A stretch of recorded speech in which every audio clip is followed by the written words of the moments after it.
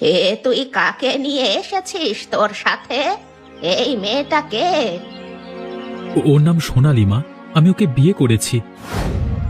এটা তুই কেমন কথা বলছিস? তুই যে বিয়ে করেছিস এ কথা আমাদের কাউকে তো জানাসনি। আমাদের না জানিয়ে নিজে নিজে বিয়ে করে চলে আসলি। আহা মা, তুমি এভাবে বলছো কেন? বাড়ি আসলেও আমরা দাদাকে বিয়ে করাতাম। দাদা নিজে বিয়ে করে চলে এসেছে, পছন্দ তো থাকতেই পারে।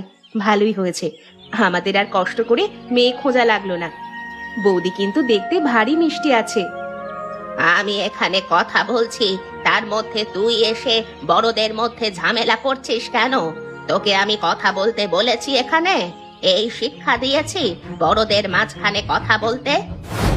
তুমি অনুরাধার সাথে এমন ব্যবহার করছো কেন? ও তো আমার ছোট বোন। আমার মতো ও তো কথা বলতেই পারে। আচ্ছা ঠিক আছে, তোরাই কথা বল, আমি আর এখানে থাকলাম না। আহা মা, রাগ করছো কেন? চলে যেও না, নতুন বউকে ঘরে তোলো। বুড়িদের নিয়ে গ্রামের সবাই হাসি ঠাট্টা করছে।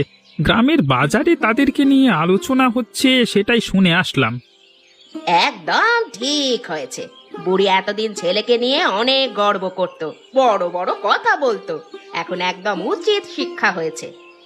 গ্রামের সবাইকে বলে বেড়াতো ছেলে আসবে উচ্চশিক্ষিত হয়ে। গ্রামের ছেলের জন্য মেয়ে চাই। এখন দেখা যাচ্ছে ছেলে নিজেই বিয়ে করে এনেছে। বুড়িকে কোনো পাত্তাই দিল না। শুনেছি শহরের মেয়ে বিয়ে করে এনেছে, কদিন বুড়ির সাথে থাকতে পারে কে জানে। এ আবার কোত্থেকে শুনলে? আমি আবার কোত্থেকে শুনবো? আমি সেখানে যাইনি, গ্রামের মহিলারাই বলা বলি করছে, সেটাই শুনেছি। তাহলে ভুল শুনেছো।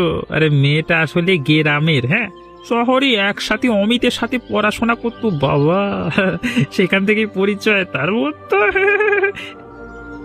মেয়ে যেহেতু শহরে থেকেছে, শহরের সবকিছু নিয়েই মেয়ে থাকবে, গ্রামের আমাদের এসব নিয়ে থাকবে না। আমি ভাবছি বুড়ি এরপর আমাদের কাছে কি করে মুখ দেখাবে। বড় বড় লেকচার মারতো যখন, এবার সুযোগ পেয়েছি।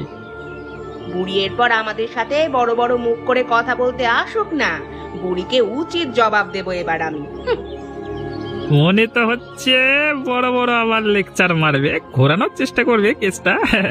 আমরা তো ছাড়বো না। এসব কি খাবার করেছো? এসব খাবার মানুষ খায় নাকি? তোমাকে এসব খাবার কে রান্না করতে বলেছে? অনুরাধা ছিল না?